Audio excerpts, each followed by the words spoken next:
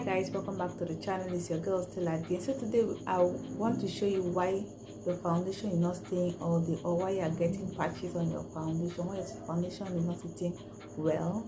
If it's something you want to watch, please do keep on watching. Don't forget to subscribe, give your girl a big thumbs up if you like the video, share your thoughts on the comment section. If not, let's go into the first thing. I'm not going to moisturize, I'm not going to add primer. I'll just go on with my bare face like this. I went out, I came back in. I will not clean my face. I'll just apply my makeup like this without cleaning. For this study, I will use all the products I usually use normally. That you see that it's not, sometimes not actually the product, it's how is the application. So I'm mixing these two products like I usually do. So the first thing, I'm using this strong beauty sponge.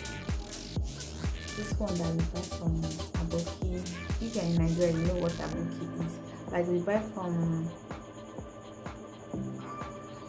from vendors, those cheap beauty sponge. This one is like 500, 1000. Very strong. This one actually came from V Beauty. It was a free sponge, but it's still strong. This very strong one. I will not use water. My face, I didn't apply moisturizer or any other thing. I'll just do it in like that, and so that we'll see. So I'll go on ahead, apply my foundation like I normally do. I've mixed those two shades like I showed you guys. Then I'll now use this strong beauty sponge. I was even tapping, I forgot, and I remember, ooh, it's dragging. When you drag you use your beauty sponge, instead of you to dab, you drag it. I was dabbing before, I remember. Some people do it by dragging. So you drag it all over your face. What this causes is like you are cleaning, you're trying to wipe out the foundation of your face. So you're just wiping it off, wiping it. So another one is using a flat a brush that is not foundation, is not dense enough for blending. I'll use it like that to apply. This case too, instead of dabbing, we do it like we are sweeping the floor. Drag it all over the place. This will leave those lines. Like, you know, when you are sweeping, that's okay. Like when we're smaller, when we go to the village, you sweep, that lines will be showing all over your face, no coverage, nothing. You see and realize this thing is not even, this side not even covered. And that mistake is going on and applying too much foundation, dragging it all over the face. I think applying too much is even worse than applying too little, because it will make your face look so cakey when you now apply your powders and other stuff. You don't blend, like you're not dabbing, you're just dragging it all over the face, all over your dirty face at that.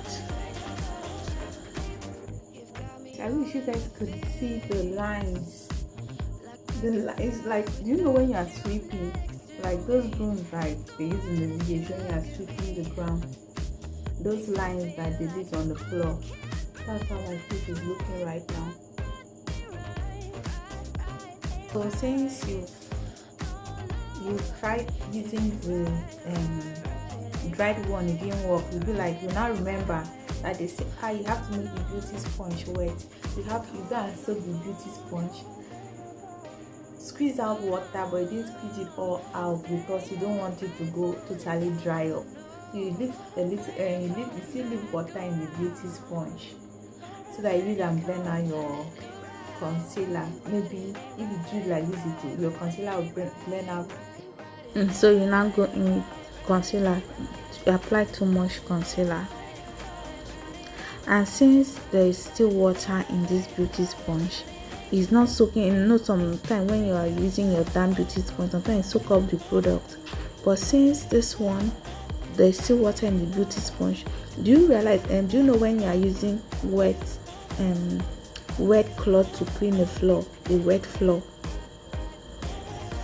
or when you are using wet cloth to, there is dirt on the floor, there's mud on the floor, and you're using wet cloth to clean that mud on the floor,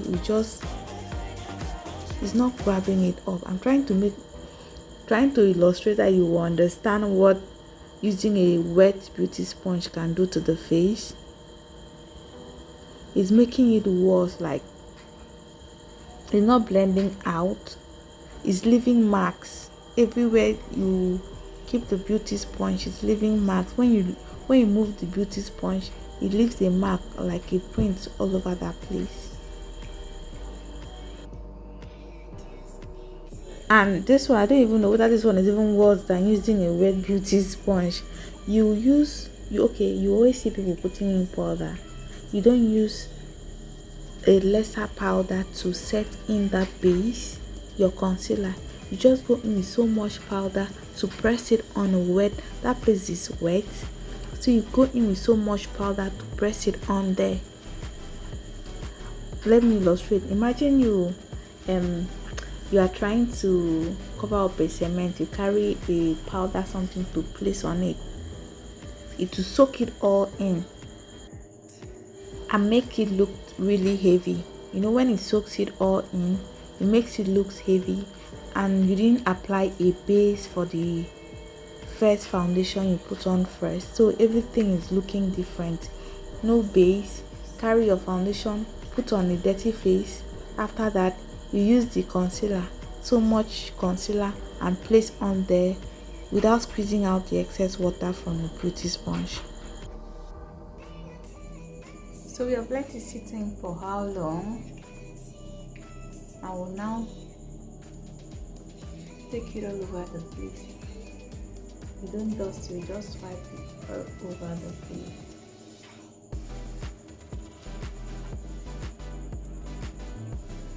Set it to after, and we don't set it to after this we are done. I wish you guys could see how it is. God, is really bad. See those wiping lines that I told you about? See the powder. Since we didn't set it first before we baked,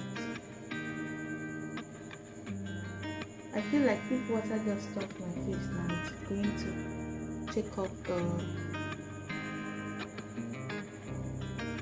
foundation, or a patch of my foundation.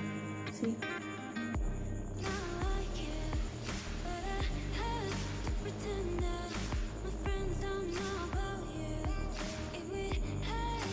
So guys, I think there's nothing to say, there's nothing to do more than this, because the next one is my eyes. So that's the common mistake we are doing, which we should avoid. The common mistake we do, first we don't prep our skin, we don't apply moisturizer, no primer. Sometimes even we skip moisturizer and primer and go on to oil control. After that, we use foundation, too much foundation or too little foundation. I usually use like 2 pumps. Two pumps of foundation. The third one is using hard beauty sponge. Those sponges are really hard. Not putting them in water, or not making it wet.